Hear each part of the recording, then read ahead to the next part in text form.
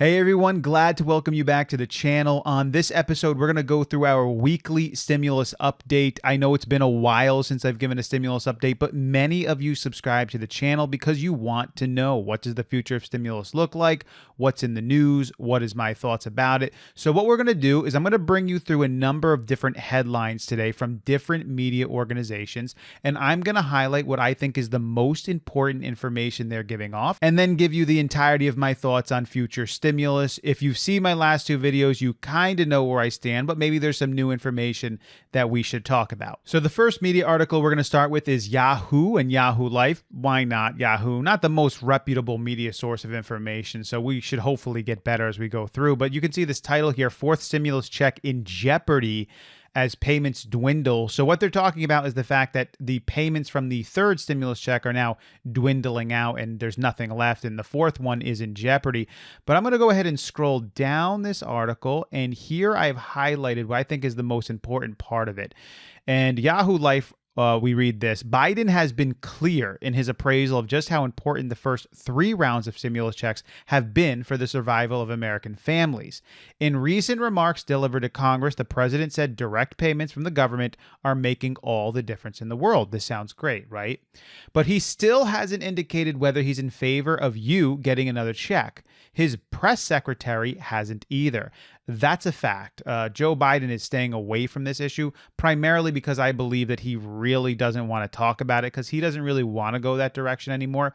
But the press secretary was asked about this, and when asked about the possibility of recurring checks, his press secretary said recently to reporters that such a proposal would need to work its way through Congress. A lot of people are taking that and saying, see, the White House is giving the Congress the go-ahead to have more stimulus checks. This is great news. I mean, literally, there are people on YouTube who are presenting the information to you like that. Like the White House is really kind of telling Congress, hey, let's go. You do the next stimulus. Come on, you do it. You know, we're okay with it. That is not at all what is being said here. The really important part is what she added next. Jen Psaki said, these programs, quote unquote, are not free. That's a strange thing for a Democrat leadership to say, because almost always the people that say this is not free is the Republicans or the conservatives. They're always the ones that are kind of crashing the party and bringing everything down, right? I mean, rarely do you have that. So what the press secretary is really saying here is listen, we don't really want to talk about it. We don't really want to say we're approving it. And by the way, if the Congress does it, it's on them. But you know what? It's not free. And that's what you should get out of it. But the YouTubers won't tell you that part, and they won't analyze that part. They'll actually just tell you that the White House somehow is trying to wink, wink Congress to make another stimulus check when in fact they actually aren't. The next article is coming from USA Today. Is it a good one about stimulus? Well, here's the headline. Fact check. Congress has not approved a 4th round of stimulus checks. What's actually going on are people are going so far as to deceive individuals and tell them that it's already actually been approved. It has not. If you receive a Facebook post or some sort of indicator on social media that a 4th stimulus has been approved, it hasn't. In a May 5th Facebook post that has been shared nearly 250 times and more since then, a user wrote that a 4th stimulus payment worth $2,000 per person would be arriving by Memorial Day weekend. It's not. This has not actually been done. A child tax credit of $300 to $500 a month would run from July to December. That's actually closer to truth. Not 100% because the numbers are off there. The post is wrong on several levels. Congress has not approved a 4th round of direct payments. And while the IRS will start sending out monthly payments for a larger child tax credit in July, to some families, the user has the incorrect amounts. Yes, he does. The next article is coming here from Forbes, and you can see the headline there. Billionaire investor Druckenmiller blasts Fed's radical stimulus policy, warns it risks stock bubble blowing up. Now, just because a billionaire says something doesn't make it true, but I do think that there is something important here in this article. As always, let's scroll down. There it is. Here is the quote, and actually it says crucial quote. So interestingly enough, they got this right.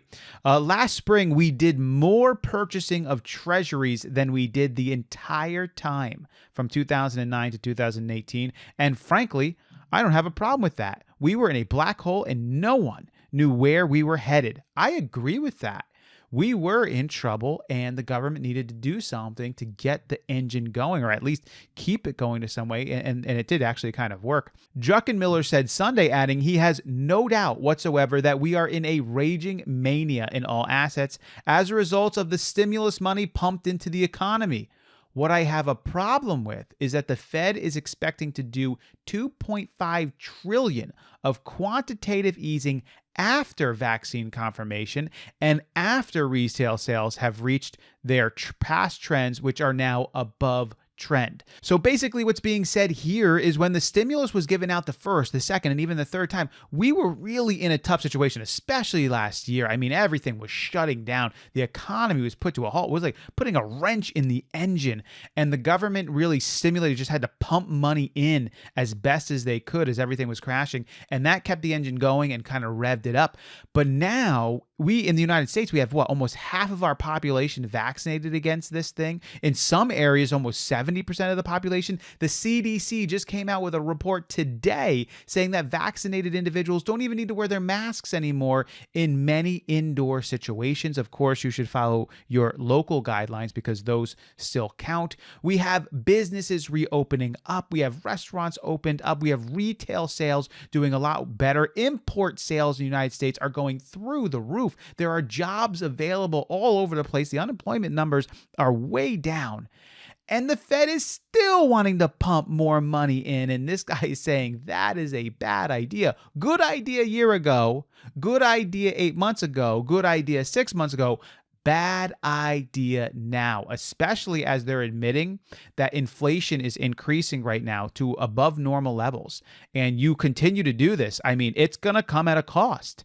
It just is. And finally, let's end with this Hill article. You can see the headline there. Jobs report shows more stimulus isn't the answer. Wow, that's interesting. So the jobs report come back. Last jobs report that came from Friday, only 266,000 jobs were created, which was a much lower number than they thought it was going to be. But the question became, why? Because there's so many jobs available right now. There's help wanted signs everywhere. How could it be possible only 266,000 filled? I mean, people should be filling them, right? So there's got to be a reason why people aren't filling them. So let's go down here.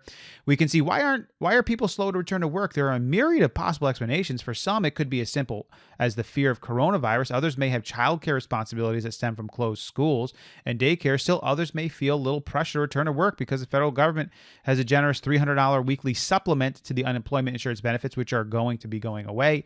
Montana's governor certainly believes that the last is a major factor. Incentives matter, and the vast expansion of federal unemployment benefits is now doing more harm than good. We need to incentivize Montanans to re-enter the workforce. He has ended Montana's acceptance of expanded unemployment benefits. Now, I know this is a thing that a lot of people get in a tizzy about. They don't want to be talking about the fact that if somebody receives unemployment benefits, that somehow inhibits them from getting a job, because it doesn't. They're on unemployment because they need it, and they're going to go back to a job if they can. Sometimes. That's not everybody. There are many people who do when they can, and there are many people who don't. It's just a fact. In this situation now, we are starting to reach a point in this country where there are an overwhelming amount of jobs available in many locations. This is just the data. But the jobs can't be filled, and they're wondering why. So is it that people are scared of getting coronavirus? Well, I don't know. Have they been vaccinated? They can get vaccinated if they want. Numbers are way down. I mean, protocols are in place. So I don't know. Is it because of schools? Schools are opening everywhere. I know for my school, we are available 5 days a week now for anyone that wants to have their child in school 5 days a week, like normal. So that's kind of turning around at this point. So what's going on? Many people are still receiving those incentives sort of to stay home. And there's probably a lot of people that are taking advantage of that. And now I'm not saying everyone is, but it's possible that you could have, out of all the people on unemployment, a couple 100,000 people who are taking advantage of it, which would keep those unemployment numbers lower. And they're saying, with all the jobs that are available right now, it's sort of time to wean off the government funding. Now, I don't want to upset anyone out there because I know there's a lot of opinions about that, and people think that nope, you need the government funding always. I agree that you need it when you need it, and we needed it. But now we are getting to a point where the weaning process has to happen. You're seeing individuals out there, and I watched somebody's YouTube video today, and their YouTube video, maybe it was from yesterday, I'm not really sure. And they're basically were saying, the news is getting better. that more stimulus is coming. The news is not getting better. Not only is it not getting better, I mean, it's literally the opposite.